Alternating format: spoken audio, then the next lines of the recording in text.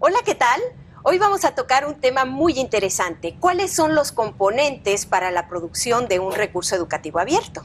Como bien sabemos, un recurso educativo abierto es aquel recurso digital con licenciamiento y con permiso del autor para ser usado, reutilizado, incluso modificado, según el licenciamiento, en diferentes ámbitos formativos.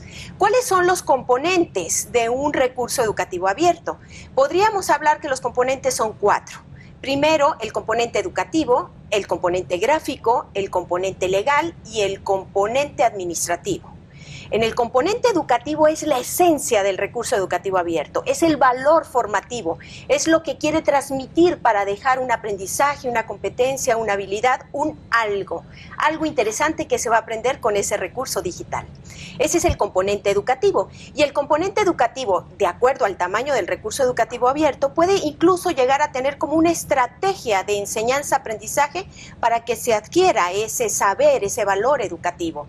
O puede ser tan pequeño que quizá la estrategia esté difuminada y no esté muy explícita, pero es muy recomendable que quien produce un recurso educativo abierto tenga visión de qué es lo que se va a aprender con ese recurso que está produciendo y de qué manera el participante, quien use ese recurso educativo abierto, va a llegar a aprender con ese material. En un segundo momento podemos hablar del componente gráfico. Ese es muy importante. Un recurso educativo abierto, como todo recurso digital, tiene que tener muy cuidado sus colores, el tamaño de las letras y sobre todo también cuidar el licenciamiento de las imágenes que nosotros estemos utilizando en él. Si son propias, adelante, pero si son de otra parte, tenemos que cuidar que esas imágenes que nos traigamos tengan ese licenciamiento abierto. Un tercer componente muy importante para la producción de los recursos educativos abiertos es precisamente el licenciamiento. Y aquí los invitamos a que entren a la página de Creative Commons para que visualicen cuáles son las potencialidades que tenemos para registrar un recurso educativo abierto. Y es muy sencillo, nos van a llevar de la mano y nos van a preguntar si queremos que ese recurso se pueda reutilizar, se pueda comercializar o no, se pueda cambiar. Ok, nos va a ir preguntando y nos va a dar el tipo de licenciamiento, de acuerdo al país donde nosotros también estemos, que va a tener ese recurso educativo abierto. Entonces, esto del licenciamiento es un componente muy importante. Y finalmente, quiero mencionar el componente administrativo.